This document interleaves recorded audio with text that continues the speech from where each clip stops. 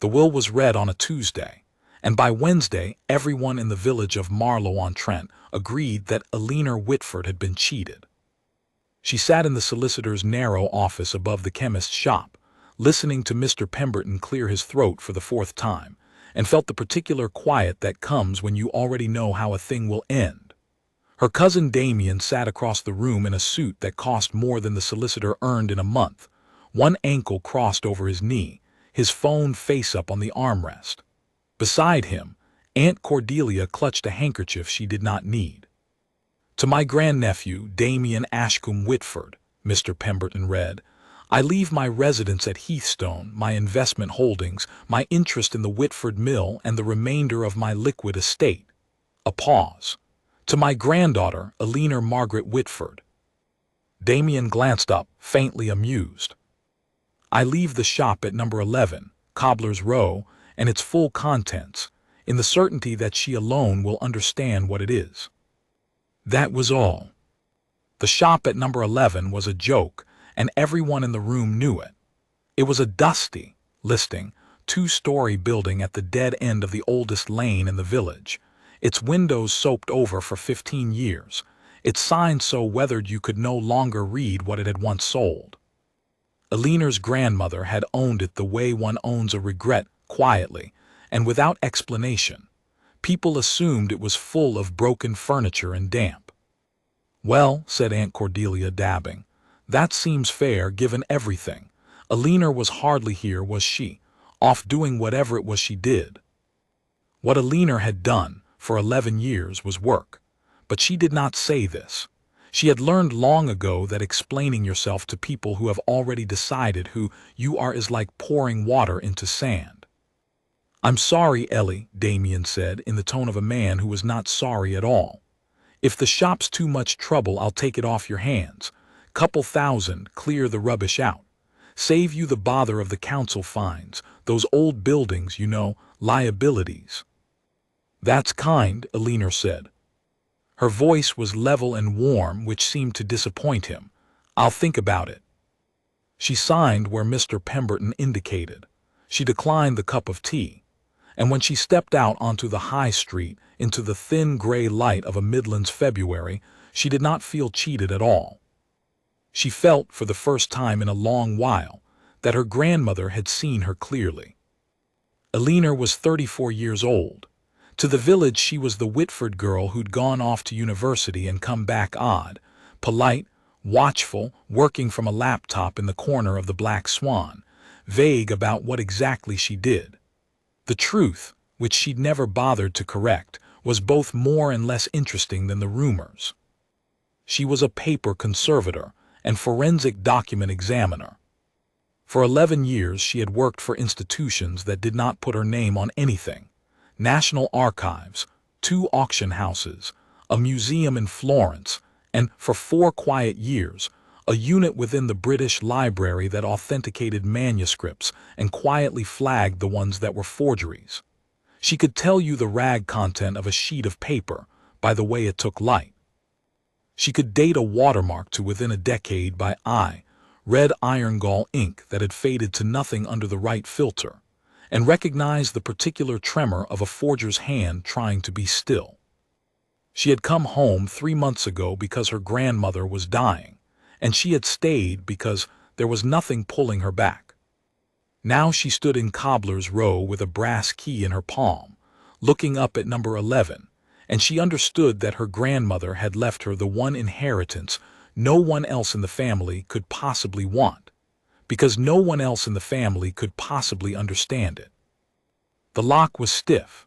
The door swelled in the frame and gave on the third push, releasing a breath of cold air that smelled of dust, beeswax, old leather, and something underneath all of it that made Eleanor go very still. She knew that smell. It was the smell of a room full of paper that was very, very old. She did not turn on a light, because the electricity had long been cut. She lifted the corner of the soap-blinded window cloth and let the gray daylight in, and the shop assembled itself around her out of the gloom. It had been a bookbinder's once. That much was immediately clear. A long oak counter ran down one side, scarred with the ghost marks of 100 blades. Presses stood against the back wall, a great iron nipping press, a wooden lying press, a guillotine for trimming.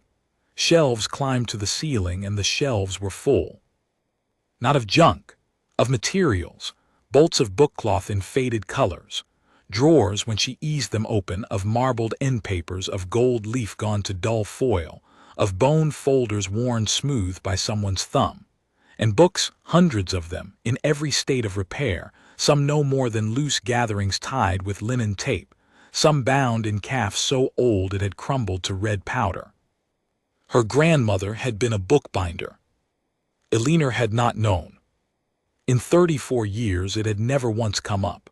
Her grandmother had been, as far as the family was concerned, a sharp-tongued old woman who'd married money, buried 2 husbands, and kept her own counsel.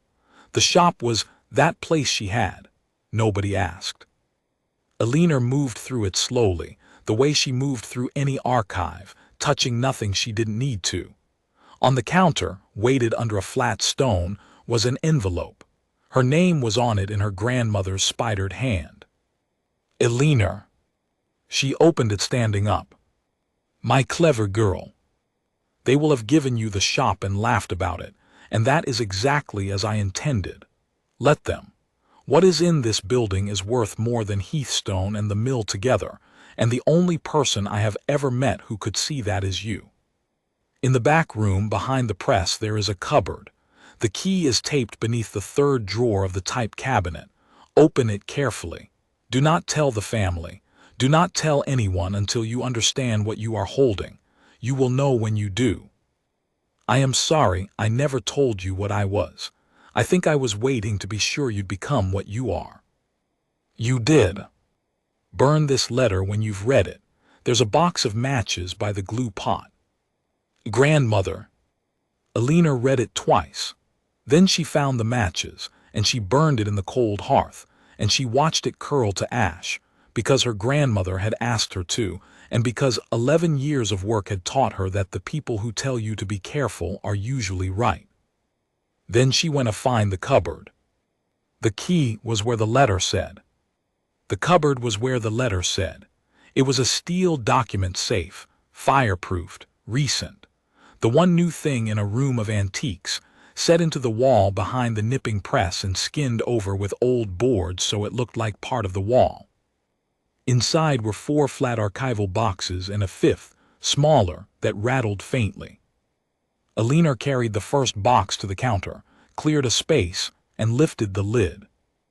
It held a single bifolium of vellum, protected between sheets of acid-free tissue. The script was Carolingian minuscule, brown ink, a careful uncial hand. A musical notation ran above the text in neumes, the early staffless notation of plainchant. The decoration in the initial was restrained, gold lapis, a vine. Eleanor's breath went shallow. She had spent 4 years authenticating exactly this kind of thing. She knew within 90 seconds by the script, the layout, the ruling, the contraction of the words, that she was looking at a leaf from a manuscript of the 9th or 10th century. And she knew from the music roughly what it was. A fragment of a notated antiphoner, a service book of chant, and a very early one. Early enough to matter.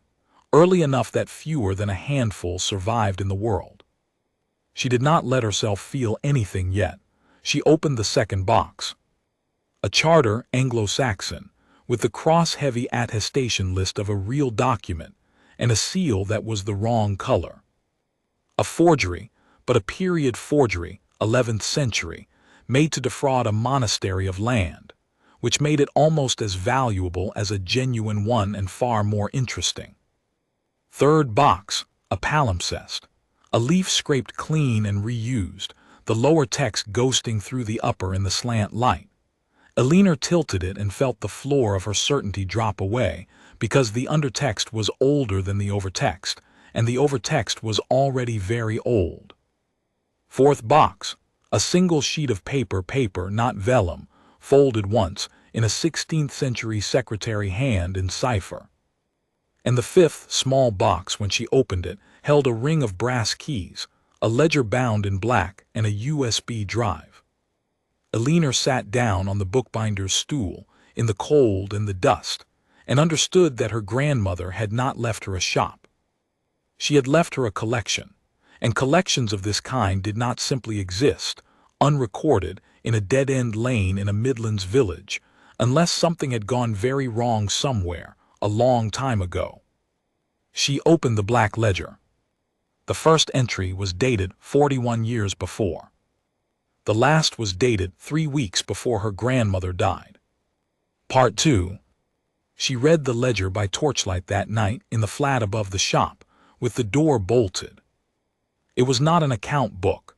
It was a record, meticulous, dated, written in her grandmother's hand across 4 decades, of items received, examined, and in most cases returned. That was the thing Eleanor had not expected. The collection in the safe was not a hoard, it was a holding pen. Her grandmother, it became clear over 100 close-written pages, had spent 40 years quietly receiving manuscripts and documents that had gone astray, looted in wartime, stolen from libraries, smuggled out of monasteries and country houses in bombed cities, authenticating them, identifying their true owners and getting them home, to a cathedral library in one case, to a family in another, to the rightful national collection of a country that had lost it in 1944. She had done it without fanfare, without payment, and without ever once putting her own name to the act, because the people who move such objects do not forgive those who move them back. She had been part of a small, informal network. Eleanor recognized, with a jolt, 2 of the initials that recurred in the margins. They belonged to people she had worked alongside at the library, never knowing. Her grandmother had been a node in a quiet web of conservators and curators, and 1 or 2 retired policemen who did, off the books, the restitution work that institutions were too slow or too frightened to do. And then, 11 months ago, the entries changed. The handwriting got smaller, more pressed.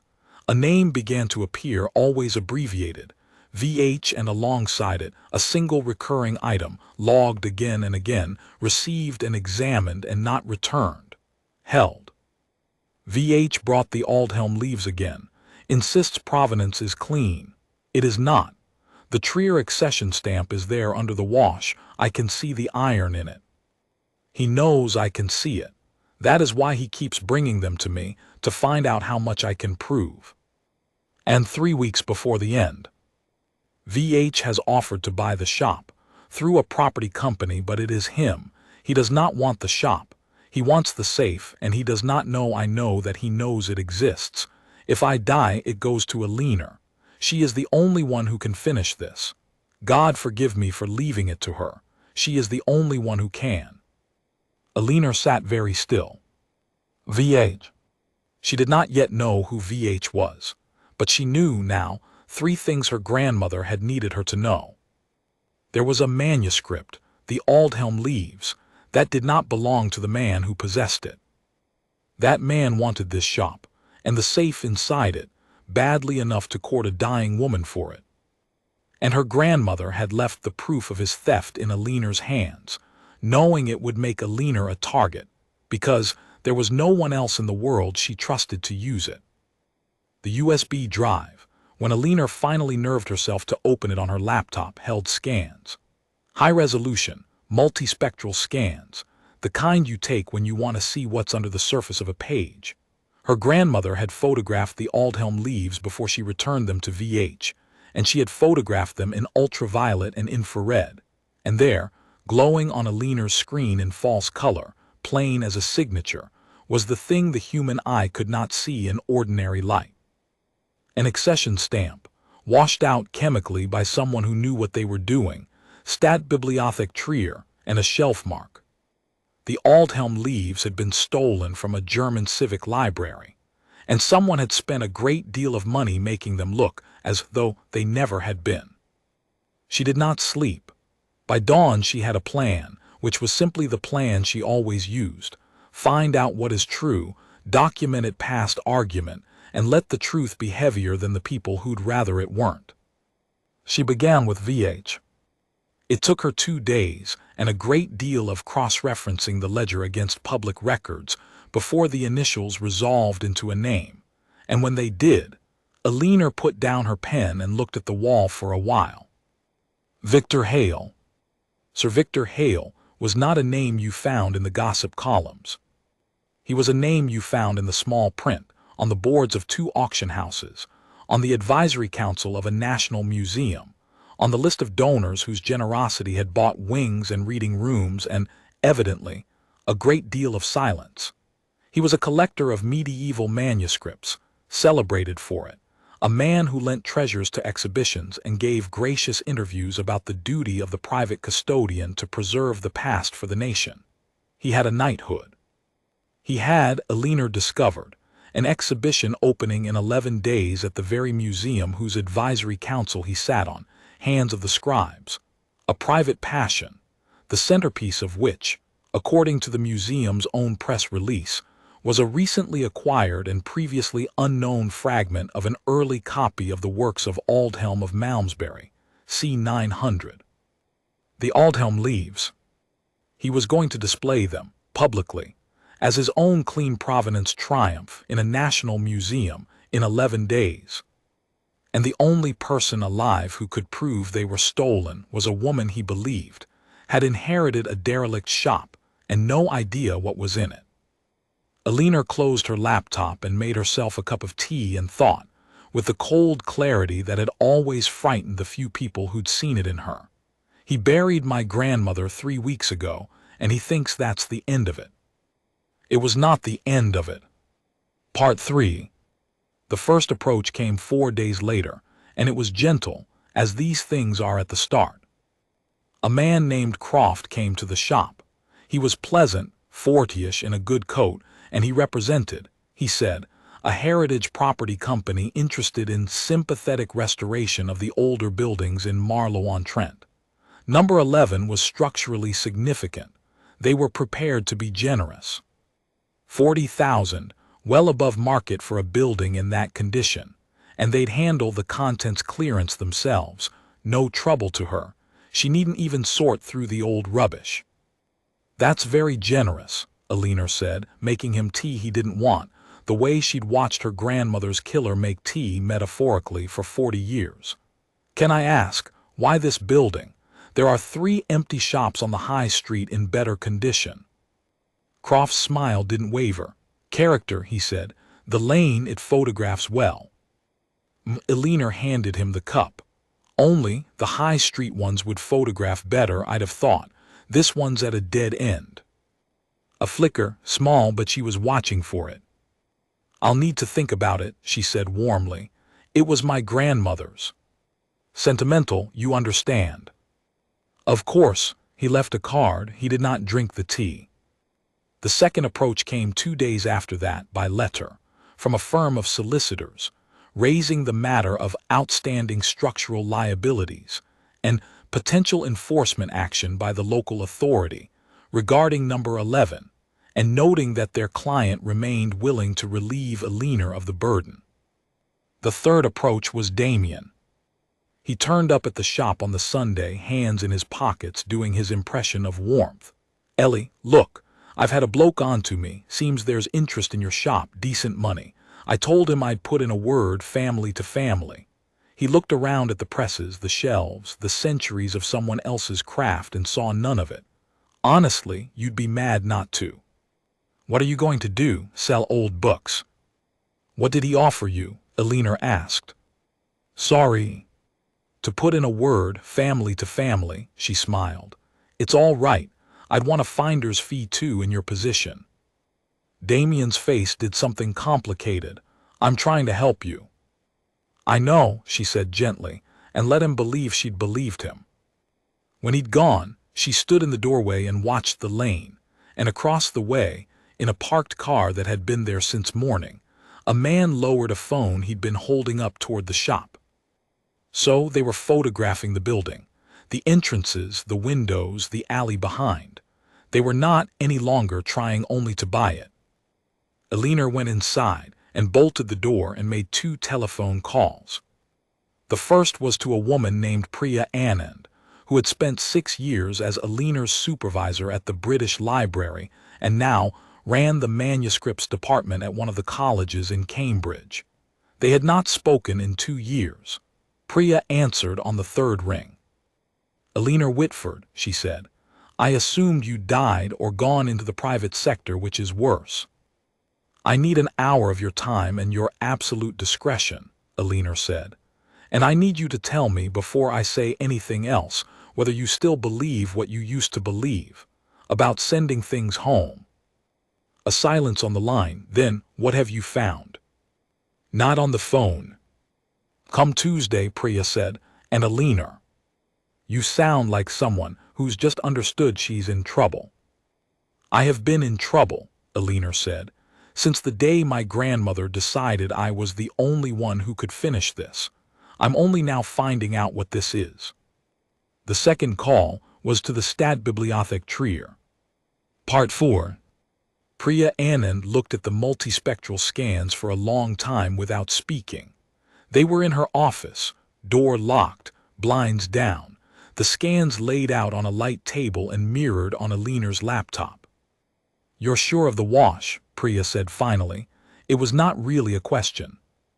"It's a chloramine bleach, applied locally, then buffered. Whoever did it was good.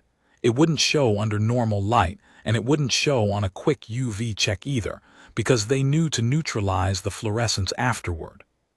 But infrared brings up the iron in the original stamp ink under the wash. You can read the shelf mark. It matches the Trier loss register from 1945. The leaves were among items evacuated during the war and never recovered. Trier has them listed as lost. They've been listed as lost for 80 years. Priya pressed her fingertips to her mouth. "And Hale is exhibiting them in 9 days. As a clean private acquisition, with a provenance," Eleanor turned the laptop, "that my grandmother's ledger says is invented. There's a paper trail he commissioned. A Swiss collection that didn't exist before 1990, a dispersal sale, a chain of receipts. It's beautiful work. It's also a lie, and the lie is undone by one fact. The original owner's mark is still physically present in the object, under the wash, where he couldn't reach it. He cleaned the surface he could see. He couldn't clean the iron." Priya sat back. She was quiet in the way of a person doing arithmetic she didn't like. "You understand what you're holding," she said. "Not the manuscript, the position. Victor Hale has destroyed people, quietly. A curator at the museum who questioned an acquisition 4 years ago took early retirement and never worked again.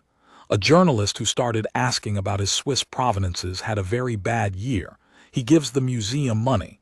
He gives everyone money. He's on the council that would investigate him." She looked at Eleanor. "If you walk into that exhibition opening with this and he's prepared, and he will be prepared, he turns it round. You're the disgruntled relative of an eccentric old woman trying to extort him, sitting on a pile of stolen manuscripts yourself, in an illegal private safe. That ledger that proves his guilt. It proves your grandmother handled looted material for 40 years. He'll bury you under your own evidence." "I know," Eleanor said. "Then what are you going to do?" Eleanor closed the laptop. "I'm going to make it so the truth doesn't depend on me. Right now, if I disappear, it disappears. That's why he's photographing entrances instead of writing checks. He stopped trying to buy the safe and started planning to take it. So the first thing I do is make myself worthless to remove. I document everything in triplicate to people who can't be bought, and I make sure he knows I've done it. A man only kills the messenger when killing the messenger kills the message." Priya looked at her for a long moment. "Your grandmother," she said slowly, "used to say something like that." "I know," said Eleanor. "I just found out where I got it."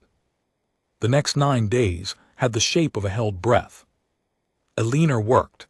She did what she had been trained to do, and what almost no one else in the country could do as well. She prepared a forensic dossier on the Aldhelm leaves. The multispectral evidence, the chemical analysis of the wash inferred from the scans, the match to the Trier loss register, the impossible timeline of Hale's invented Swiss provenance, the ledger entries in her grandmother's hand that recorded Hale, V.H., bringing the leaves to be examined 3 times, each time to find out what could be proved. She did not work alone. That was the second thing she'd learned from the ledger. Her grandmother had failed in the end by working alone, by holding it all herself until she died with it in a safe. Eleanor would not make that mistake. She built a small, careful circle, Priya in Cambridge, a restitution lawyer in London named Margaret Oylerin whom Priya vouched for with her life, a contact at the Stadtbibliothek Trier, a quiet, exact man named Dr. Brandt who, when Eleanor sent him the first scan, telephoned her back within the hour with his voice not quite steady, because he had spent 20 years of his career on the library's Lost Items Committee and had stopped believing the Aldhelm leaves would ever be found. "You understand what this is for us," he said. "Not the value. He searched for the English, the wound. It was taken in the worst year. It is one of the things we tell ourselves we will never get back. And you are telling me a bookbinder in a village had it photographed, and a granddaughter who can prove it." "My grandmother had it returned to the man who stole it," Eleanor said, "because she couldn't prove it without exposing her whole life's work. She held the proof and waited for someone who could finish it. That's me. I'm going to finish it, Dr. Brandt, but I need you, and I need it official, and I need it on the record in Germany before I move here so that it can't be made to vanish." She sent everything to 4 places: to Margaret Oylerin's chambers, to Priya at Cambridge, to Dr. Brandt at Trier, and to a 4th recipient she told no one about. A sealed account with a date-stamped deposit, instructions to release on a trigger only she controlled. Then she did the one thing her grandmother had never dared. She wrote to Sir Victor Hale. The letter was short, and it was courteous, and it was the most dangerous thing she had ever sent. "Sir Victor, I am Eleanor Whitford, granddaughter of the late Agnes Whitford of Cobbler's Row. I believe you knew her. I have inherited her shop and its contents, including her professional papers. I have read them with great interest. I now understand the nature of the leaves you intend to display at the museum next week, including the matter of the Trier accession mark, which, as I'm sure you're aware, survives beneath the surface wash and is legible under infrared. I do not want your money, and I am not the only person who now holds this information. Copies of the relevant analysis are lodged in several jurisdictions, with instructions that do not depend on my continued cooperation, or, indeed, my continued availability. I would, however, welcome a conversation before the opening. I think you will agree it is in everyone's interest that the matter be resolved with dignity rather than with publicity. Yours sincerely, Eleanor Whitford. She read it over once. Every line of it was a lock. I am not the only person. Copies lodged in several jurisdictions. Instructions that do not depend on my continued availability. She was telling him, in the language men like him understood, that she had made herself unkillable, that her death would not silence the message but detonate it. She sent it. Then she sat in her grandmother's shop, among the presses and the dust and the smell of old paper, and waited to see what kind of man Victor Hale was when the thing he'd cleaned would not come clean. Part 5. He telephoned within 4 hours, and his voice was everything she'd expected. Warm, cultured, faintly amused, the voice of a man who had never in his life been the smaller party in a negotiation. "Miss Whitford, what a remarkable letter. Your grandmother was a fascinating woman. We'll all miss her. Such expertise, such discretion." The pause was a scalpel. "Though I confess I'm puzzled. You speak of professional papers as though they're an asset. I'd have called them a liability. 40 years of handling material of, shall we say, uncertain origin. A great many people would be very interested in that ledger of hers. The provenance of half her little rescues won't bear scrutiny, and the law doesn't much care whether you steal a thing or merely move it about. You're sitting in a derelict shop on top of a safe full of other people's property, my dear. I'd think very carefully about who, exactly, has the weaker position here." There it was, exactly the move Priya had predicted: bury you under your own evidence. I've thought about it a great deal, Eleanor said pleasantly. You're quite right that the ledger is dangerous. That's why I've given it in full to a restitution lawyer and to the relevant authorities, with my grandmother's own annotations explaining each item and its rightful owner, and with a note that she was returning these things, not keeping them.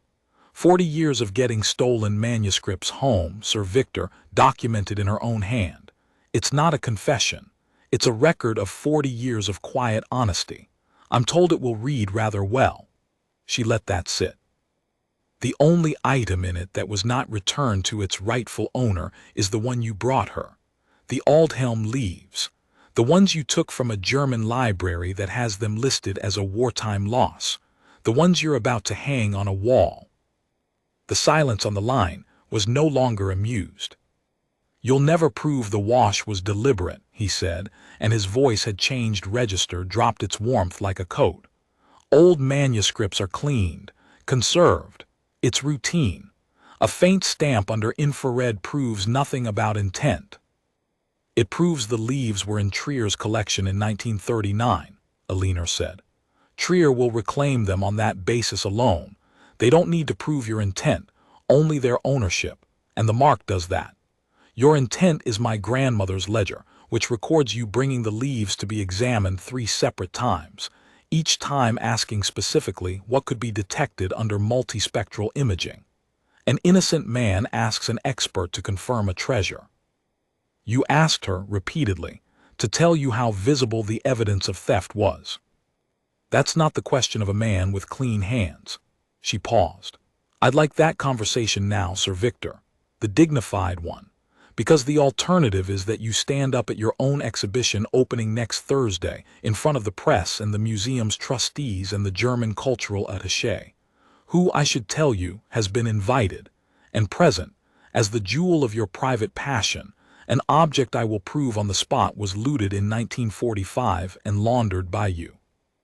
You wouldn't be allowed in the door. I've been added to the guest list, Eleanor said, by the museum's director who received the dossier this morning and who would very much rather the scandal be your problem than his. He's a cautious man. He's not going to cancel your show. That would beg too many questions.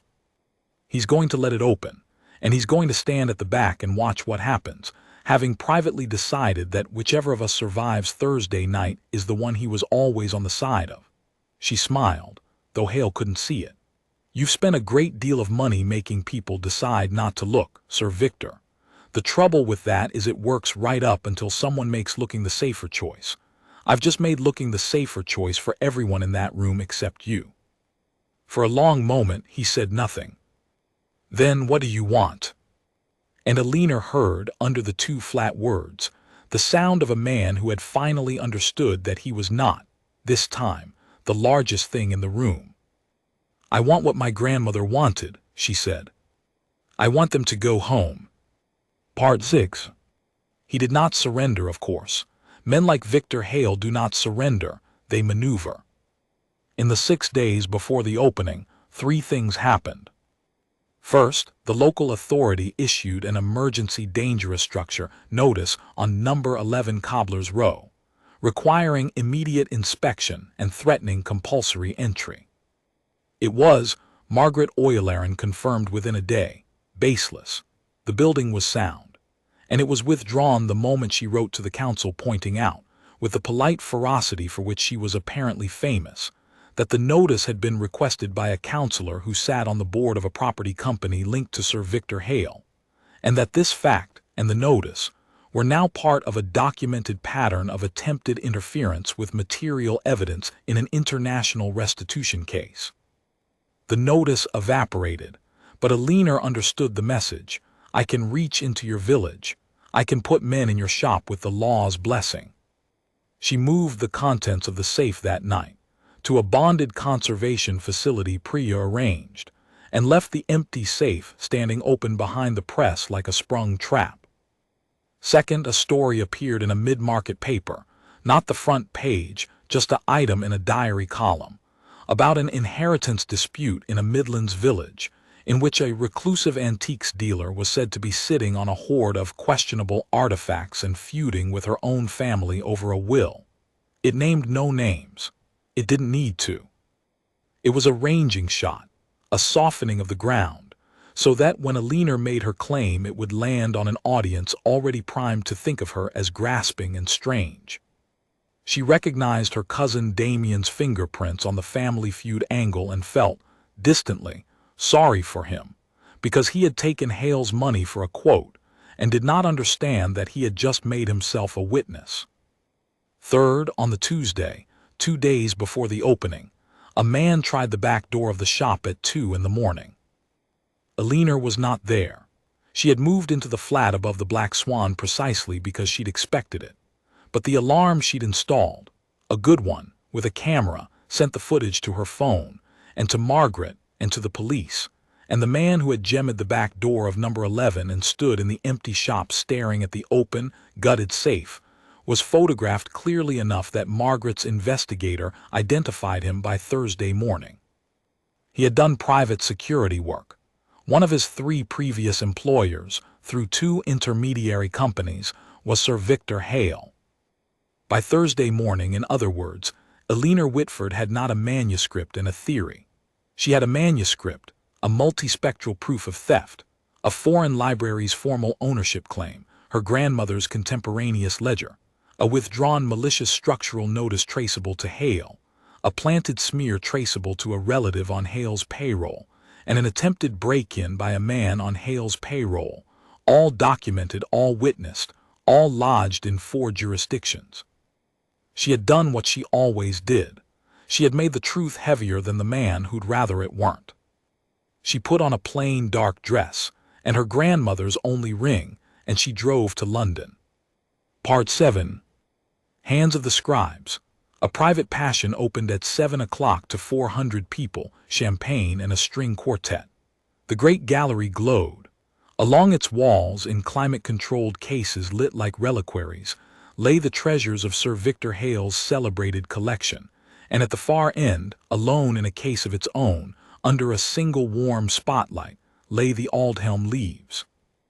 Eleanor arrived at 7:30, alone in her plain dark dress, and almost no one noticed her, which was exactly as she wanted it. She moved through the room slowly. She saw the museum's director by the entrance, a careful man who caught her eye once and looked quickly away, watching, as she'd known he would be, having decided nothing, ready to have always been on the side of whoever won. She saw the German cultural attaché, a composed woman in gray, standing near the centerpiece case with Dr. Brandt beside her, and Dr. Brandt, when he saw Eleanor, gave the smallest nod, and she saw that his hands were not quite steady, because the lost thing was 18 inches in front of him under glass. And she saw Victor Hale. He was magnificent, she had to grant him that. Tall, silver, gracious, moving through his admirers like a man receiving a tribute he'd long ago stopped finding remarkable. He saw her the moment she entered, she felt it, and he did not falter, did not change course. He came to her, in fact, with 2 glasses of champagne, and offered her one, and his smile was the smile of a man who had decided to win the evening by sheer force of being unbothered. "Miss Whitford, you came." He clinked his glass against hers, which she had not raised. "I do admire nerve. Have you seen them? Go and look. They really are extraordinary. Whatever you think you know, I'd urge you to consider how this looks. A young woman, no institution behind her, no standing in the field, disrupting a museum gala to make wild accusations against a patron of that very museum. People will draw conclusions. They'll be the wrong ones. They always are about women who make scenes." He leaned in, confiding, almost kind. "Go home, my dear. Sell me the shop. Let your grandmother rest." It was, Eleanor thought, a genuinely good speech. 6 months ago, to a different woman, it might even have worked. "Sir Victor," she said, "I'm not going to make a scene." He blinked. "I'm not here to shout across the gallery," she went on, pleasantly, her voice pitched only for him. "That's what you've prepared for. The hysterical relative, the scene, the security, the quiet removal. You've got it all ready, haven't you? It won't be necessary. I came to tell you that the speech you're about to give, Your remarks in 10 minutes about the leaves, about your stewardship, about the duty of the private collector to the nation. I'd think very carefully about it. Because the German attaché standing by your centerpiece has, as of this afternoon, a formal claim from the Staatsbibliothek Trier and the multispectral evidence behind it. The museum director has the same dossier. Dr. Brandt, beside her, helped verify it. They are not going to interrupt you. They're going to let you stand up and tell 400 people and 3 journalists that these leaves are the clean jewel of your private passion. And then they're going to let you finish. And then the attaché is going to ask you in front of everyone the one question you can't answer. She held his eyes. You can still make this small, Sir Victor. Don't give the speech. Announce quietly that new information has come to light about the provenance of one item, that you are doing the honorable thing, that you've initiated its return to Trier. Be the generous custodian who corrects an error. The room will love you for it. You'll have lost the leaves and kept everything else. That's the dignified door. It's the last time I'm going to hold it open. The musicians finished a movement. Applause rippled. In the warm light, Victor Hale's face had gone quite still, and Eleanor watched him do, behind his eyes, the arithmetic she'd watched Priya do 9 days before, and arrive, as a man of his cold intelligence had to, at the same total. You've ruined nothing, he said, very low. You understand that, the leaves, perhaps, one item, I'll survive one item. You've burned your grandmother's whole legacy to take one leaf off my wall. My grandmother's legacy, Eleanor said, was getting stolen things home. You're about to help her do it one last time. I'd say that completes it rather than burns it. She set her untouched champagne on a passing tray. 10 minutes, Sir Victor, the dignified door or the other one, your choice. It always was. And she walked away into the crowd, to stand beside Dr. Brandt and the woman in gray, and wait. Part 8. He chose the other door. Perhaps he couldn't believe it even then. Perhaps 40 years of no one ever looking the safer choice had taught him that the room would always, in the end, protect its own.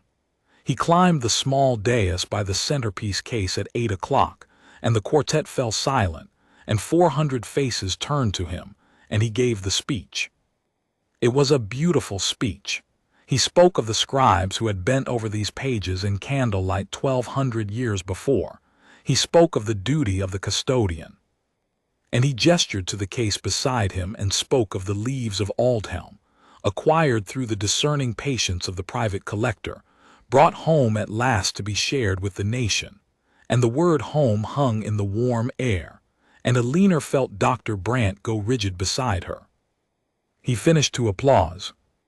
And in the soft moment after, the woman in gray stepped forward and said, in clear, carrying, accented English, that she represented the cultural ministry, and that she had a question for Sir Victor about the word home, because the Staatsbibliothek Trier had this very afternoon filed a formal claim asserting that the leaves he had just called brought home were in fact taken from their home, the library's collection, in 1945, where they remained legally registered as a wartime loss, and that the museum's own director was now in possession of forensic evidence, verified by Dr. Brandt of that library and by an independent examiner, that the original accession mark survived beneath a deliberate chemical wash and was legible and matched.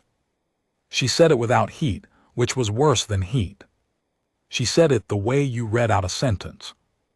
And 400 people and 3 journalists watched Sir Victor Hale's face as he understood that the room was not, this time, going to protect its own, that the director at the back had already decided, that the journalists were already lifting their phones, that the thing he had cleaned had not come clean, and that the small, unremarkable woman in the plain dark dress, the one with no institution behind her and no standing in the field, had built around him in 9 days a structure he could not push down.